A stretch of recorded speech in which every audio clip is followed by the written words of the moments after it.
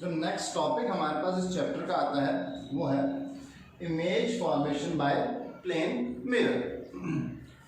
तो इस टॉपिक को करने से पहले हम एक प्लेन मिरर से इमेज बना के देखेंगे। तो सबसे पहले अगर पूछा है व्हाट इज प्लेन मिरर, तो प्लेन मिरर आप कहते हो जो आप जनरली घरों में यूज करते हो, जो बिल्कुल प्लेन मिरर जिसमें आप तैयार होते हो, उस मिरर को हम कह सकते हैं प्लेन मिरर। अब उससे कैसी इमेज बनती है और क्या क्या प्रॉपर्टीज हैं वो हम इस टॉपिक में डिस्कस करेंगे।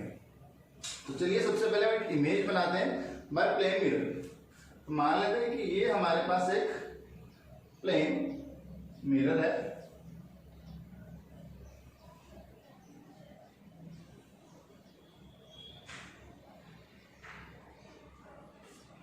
और इस मिरर से कुछ दूर यहां पे हमने एक रखा हुआ है ऑब्जेक्ट। ठीक है, ये प्लेन मिरर हो गया। इस प्लेन मिरर से कुछ डिस्टेंस पे हमने रखा हुआ है एक ऑब्जेक्ट। तो इसकी अपने को बनानी है इमेज।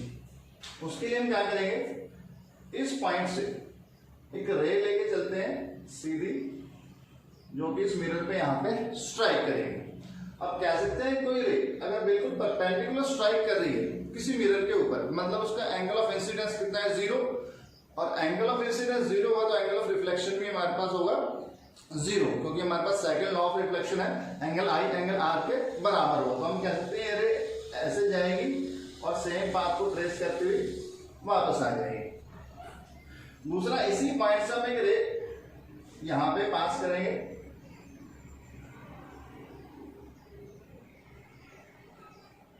अब यहां पे ये हमारे पास मिरर का नॉर्मल हो गया तो ये एंगल आई हो जाएगा। तो जिस एंगल से रे आई है उसी एंगल से रे रिफ्लेक्ट हो जाएगी। ये हमारे पास इस तरीके से रे इस डायरेक्शन के अंदर रिफ्लेक्ट हो जाएगी। अब अगर हम एक्चुअल रेस की बात करें तो एक्चुअल रेस, ये रे यहां पे टकराई, टकराने के बाद वापस चली गई और ये जा रही है इस साइड में। दूसरी रे यहां से आई, यहां पे स्ट्राइक करी और ये जा रही है इस साइड, मतलब एक रे जा रही है इधर, एक रे जा रही है इधर। तो इन रेस का इस साइड में मिलना तो पॉसिबल नहीं है क्योंकि ये डाइवर्ज हो रही है। तो हम इनको मिलाने के लिए क्या करेंगे, एक्सटेंड करेंगे अपोजिट साइड में। तो हम इसको इधर एक्सटेंड कर देते हैं।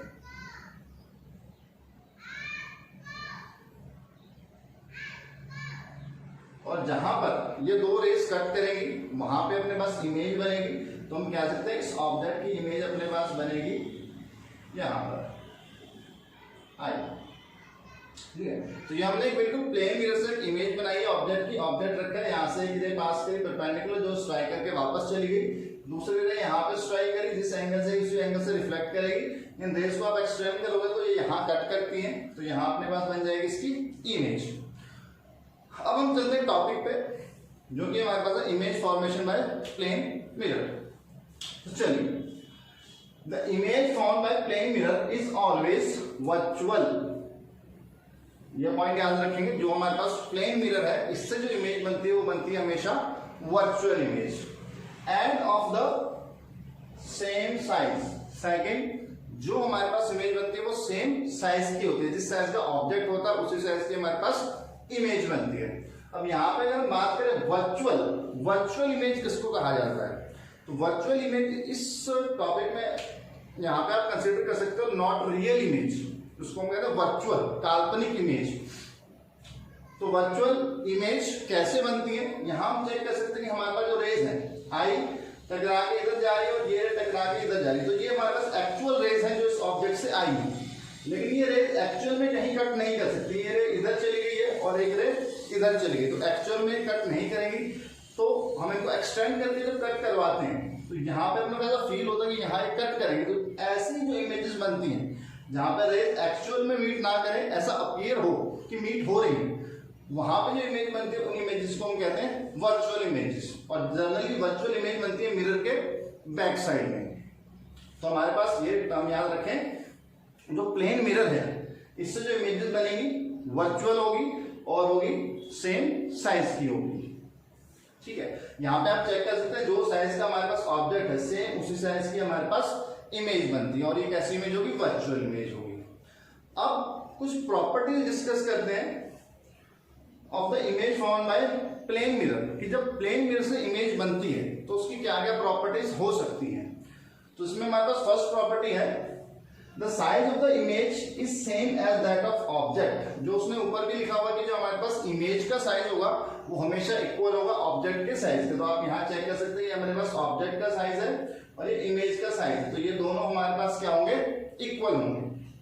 Second, the distance of the image from the mirror is the same as that of the object from the mirror. मतलब जो आपके पास ऑब्जेक्ट है इसका जो डिस्टेंस होगा मिरर से, ये वाला डिस्टेंस जिसको आप U से डिनोट कर सकते हो, जो ऑब्जेक्ट का डिस्टेंस फ्रॉम द मिरर ये हमेशा इक्वल होता है इमेज का डिस्टेंस फ्रॉम द मिरर, मतलब ये वाला डिस्टेंस।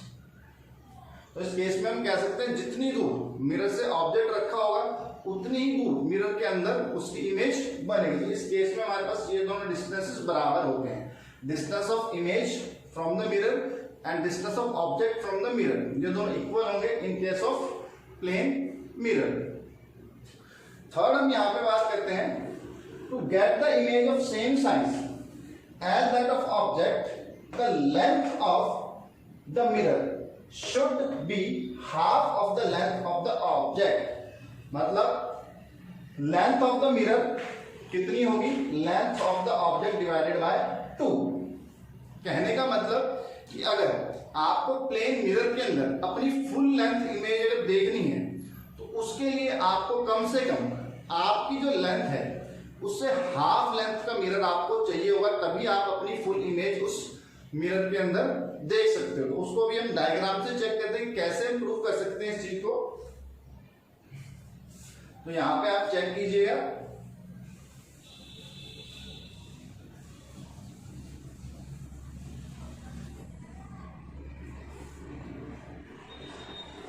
तो इसने कहा कि आपको फुल इमेज देखनी है अपनी, तो आपको अपनी लेंथ से हाफ लेंथ का मिरर चाहिएगा। तो चेक करते हैं,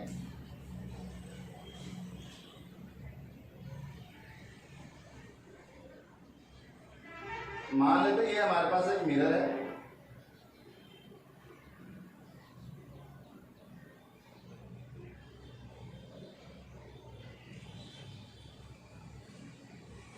और यहां पे खड़े हैं आप, या कोई ऑब्जेक्ट मान लेते हैं हमारे पास यहां पे खड़ा है कोई ऑब्जेक्ट।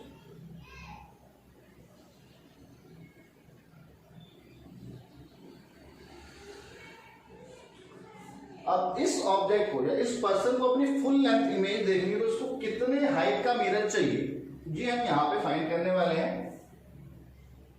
तो पहली बात तो अपने को पता है इसकी जो इमेज बनेगी सेम साइज बनेगी और इक्वल डिस्टेंस पे बनेगी, तो हम कह सकते हैं हमारे पास यहां पे कहीं इसकी इमेज बनेगी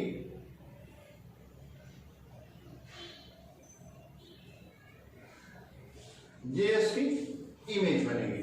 ठीक है, अब इसको अगर अपनी इमेज देखनी है, फुल इमेज देखनी है, तो मतलब इसको इसके अपनी इमेज के पैर से लेकर सिर तक सब कुछ नजर आना चाहिए। तो आप यहां पे चेक कर सकते हैं, जब इसको अपना फेस देखना है तो इसको ये, और जब इसको अपने फीट देखने हैं तो ये। ठीक है, अब इस केस में आप चेक कर सकते हो कि अगर ये मिरर यहां पे ना भी हो तो भी ये पर्सन अपनी फुल इमेज देख सकता है इस हाफ लेंथ के मिरर में। तो यहां पे हम कह सकते हैं लेंथ ऑफ द मिरर कितनी होनी चाहिए, लेंथ ऑफ द ऑब्जेक्ट से हाफ होनी चाहिए, उसके अंदर भी आप अपनी फुल लेंथ की इमेज देख सकते हो। फोर्थ प्रॉपर्टी जो हमारे पास यहाँ पे है, प्लेन मिरर से जो इमेजेस बनती हैं उनकी, for any incident ray if the mirror is rotated bye angle theta, कि अगर आप मिरर को थीटा एंगल से रोटेट कर देते हो then the reflected ray rotates by an angle 2 theta, तो जो रिफ्लेक्टेड रे है वो 2 थीटा एंगल से रोटेट हो जाएगी। चलिए देखते हैं कैसे। ये मान लेते हैं हमारे पास एक मिरर है, नाम दे देते हैं इसको M डैश, ये इसका नॉर्मल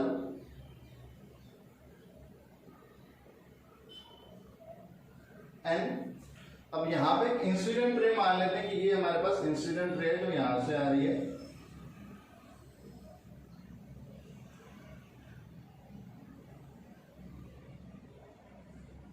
अपने को पता है ये इंसिडेंट रे जिस एंगल से आई है उसी एंगल से रिफ्लेक्ट करेगी। तो हमारे पास इनिशियली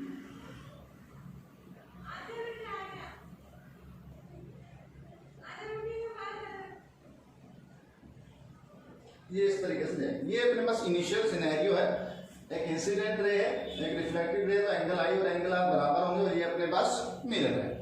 अब कह रहा आप अगर इस मिरर को रोटेट कर देते हो बाय एन एंगल थीटा, तो हम क्या कहते हैं, इस मिरर को रोटेट कर देते हैं थोड़ा सा,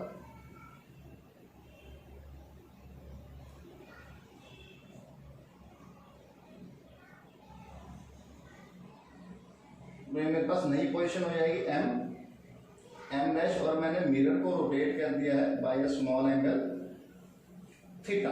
तो मैंने पहले मिरर ऐसा था, मिरर को थोड़ा सा रोटेट कर दिया बाय एन एंगल थीटा।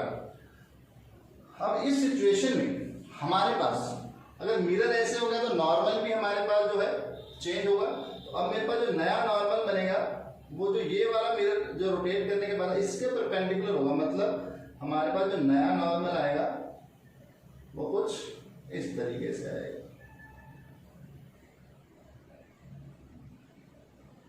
ये अपने पास नया नॉर्मल हो गया, ठीक।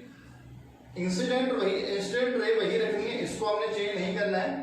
अब अगर हम चेक करें कि अब इंसिडेंट रे का नॉर्मल के साथ एंगल है ये वाला, तो अब जिस एंगल से आई है उसी एंगल से रिफ्लेक्ट करेगी।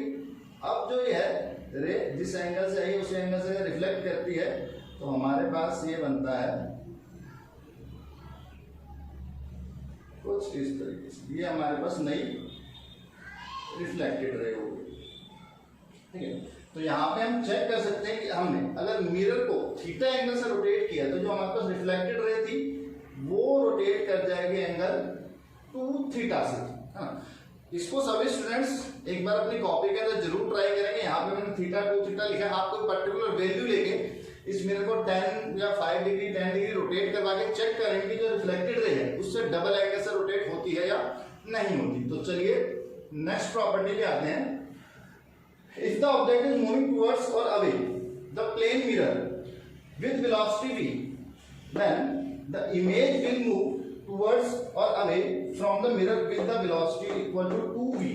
कह रहा है कि अगर आप किसी मिरर की तरफ v वेलोसिटी से जा रहे हैं या मिरर से दूर जा रहे हैं v वेलोसिटी से, तो जो आपकी इमेज है वो भी मूव करेगी, लेकिन वो किस वेलोसिटी से मूव करेगी, 2v वेलोसिटी से। इसके लिए आपने +1 में कंसेप्ट पढ़ा होगा हमारे पास, जब दो ऑब्जेक्ट्स अपोजिट डायरेक्शन में मूव करते हैं तो उनकी जो रिलेटिव वेलोसिटी है वो ऐड हो जाती है। अगर आप v वेलोसिटी से आगे जा रहे हैं और आपकी इमेज भी v वेलोसिटी से आगे जा रही है तो ओवरऑल नेट वेलोसिटी कितनी हो जाएगी, 2v। तो वही कंसेप्ट यहाँ पे है कि अगर ऑब्जेक्ट मूव कर रहा है विद वेलोसिटी v टुवर्ड्स या अवे फ्रॉम द मिरर, तो उसकी इमेज भी मूव करेगी विद वेलोसिटी 2v टुवर्ड्स या away from the mirror. Next जो अपने पास यहाँ प्रॉपर्टी है, if the 2 plane mirrors are inclined at an angle theta, अगर आपके पास तो मिरर है और उनको आपने थीटा एंगल पे इंक्लाइन कर दिया है, then the number of images formed of an object placed between them will be, तो उन दो मिरर्स के बीच में जब आप ऑब्जेक्ट रखोगे तो आपके पास कितने नंबर ऑफ इमेजेस बनेंगे। उसके लिए हमारे पास एक फॉर्मूला है L = 360 बाय थीटा। यहाँ थीटा की वैल्यू होगी जो आपने उन मिरर्स के बीच में एंगल दिया है, तो 360 अपॉन थीटा -1 इमेजेस बनेगी। कब, जब हमारे पास 360 अपॉन थीटा एक इवन इंटीजर आता है। दूसरा जो नंबर ऑफ इमेजेस है वो होगी 360 by theta if 360 by theta हमारे पास एक ऑड इंटीजर आता है। एग्जांपल देखते हैं।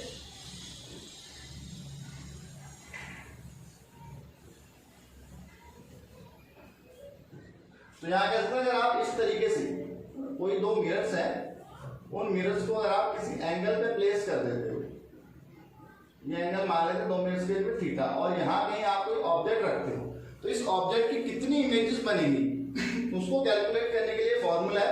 तो फर्स्ट में लेता हूँ केस कि अगर ये जो थीटा है मेरे पास, दो मिरर्स के बीच का एंगल अगर मैं लेता हूँ 60 डिग्री, तो मेरे को फाइंड करना कितनी नंबर ऑफ इमेजेस बनेगी।